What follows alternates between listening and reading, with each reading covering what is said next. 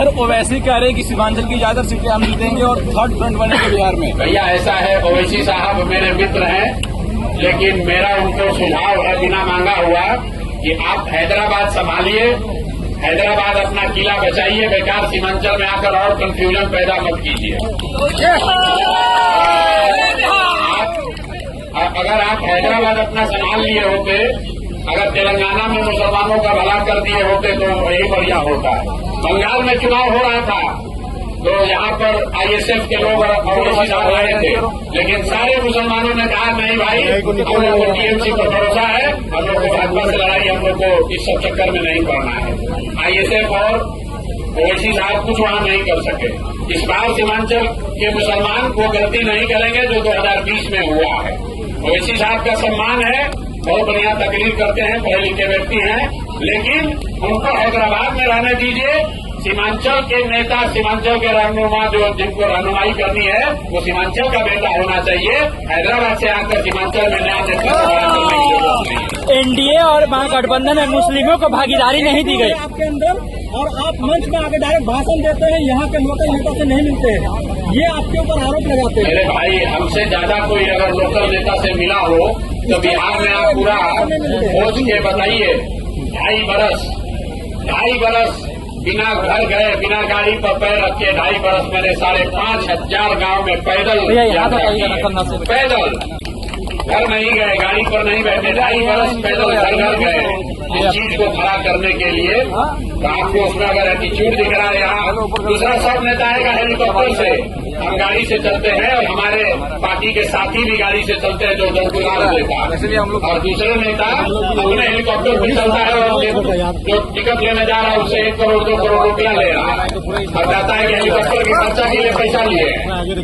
और हम अपना पैसा साधन लगाकर यहाँ ये व्यवस्था बना रहे हैं कि गरीब से गरीब आदमी भी अगर चुनाव लड़ना चाहता है, राजनीति करना चाहता है, तो जहाँ तक हो सके उसकी मदद की जा सके।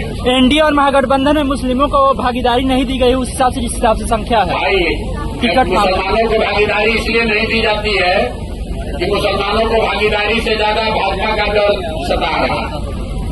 मतलब आजाद भारत के इतिहास में पहली बार बिहार में किसी एक दल जनसुराज ने, याद रख लीजिए भैया, 34 मुसलमानों को टिकट दिया है। लेकिन और यही नहीं, ताली इस पर मत बजाइए, हमने घोषणा ये की थी कि जहां से सीमांचल को छोड़कर हमने पूरे बिहार में जहां कहीं भी मुस्लिम विधायक हैं या कोई मुस्लिम प्रत्याशी है, वहां पर जनसुराज मुस्लिम विधायक प्रत्याशी नहीं देगा। तो हम लोगों ने वहां पर मुसलमानों को लड़ाया है जहां आपकी संख्या है, लेकिन कोई मुस्लिम विधायक पहले से नहीं है, कोई दूसरे दल का मुस्लिम प्रत्याशी नहीं है, ताकि कल होकर कोई इल्जाम न लगाए कि भैया ये मुस्लिम प्रत्याशी खड़ा करके इन्होंने वोट बांटा है। और इसके बावजूद टोटल 34 मुस्लिम साथी चुनाव लड़ रहे हैं जनसुराज के टिकट पर। आज तक कोई एक दल ऐसा नहीं हुआ जिसने 34 मुसलमानों को टिकट दिया हो। लेकिन यहाँ पर जो हमारे विरोधी होगा कोई, तो कहेगा 34 को इसलिए दिए हैं कि हम लोग का वोट काटना चाहते हैं। तो मुसलमानों के साथ दिक्कत ये है कि आपको पूछे तो दिक्कत, आपको न पूछे तो दिक्कत। आपको टिकट दिया तो कह रहा इतना टिकट दिया, जरूर कोई न कोई पीछे बात होगा, हम लोग का वोट काटना चाहते हैं। अगर टिकट न दें तो वही मुसलमान कहेगा हम लोग भैया क्या करें, आप भी तो बड़ा बड़ा बात करते थे, लेकिन आप भी तो हम लोग को हिस्सेदारी नहीं दिए। तो मेरे भाई, ये आपका शक हम पर नहीं है, ये आपका शक अपने आप पर है।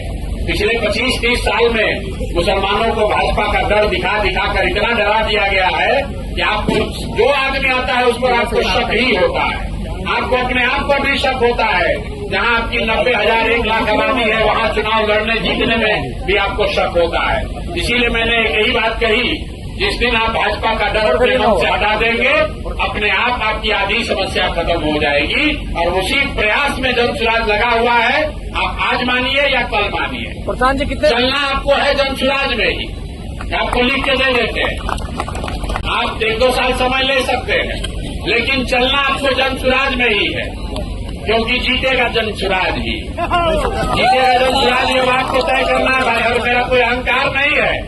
हमने आपको पहले कहा कि पैगंबर साहब ने क्या बताया है कि ईमानदारी से किया गया जद्दोजहद कभी बेकार नहीं जा सकता है। हम लोग ईमानदारी से प्रयास कर रहे हैं।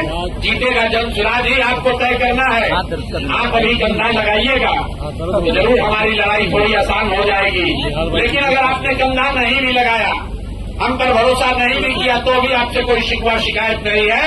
बिहार जीतने के बाद फिर से आएंगे, लेकिन जब अगली बार आएंगे तो आपसे हरजाना भी वसूलेंगे। हम शाकाहारी आदमी हैं, जीत कर आएंगे तो आपसे जीत कर सेवई भी खाएंगे और आपका हाथ पकड़कर बिठा दिया चला जाएगा। Thank you.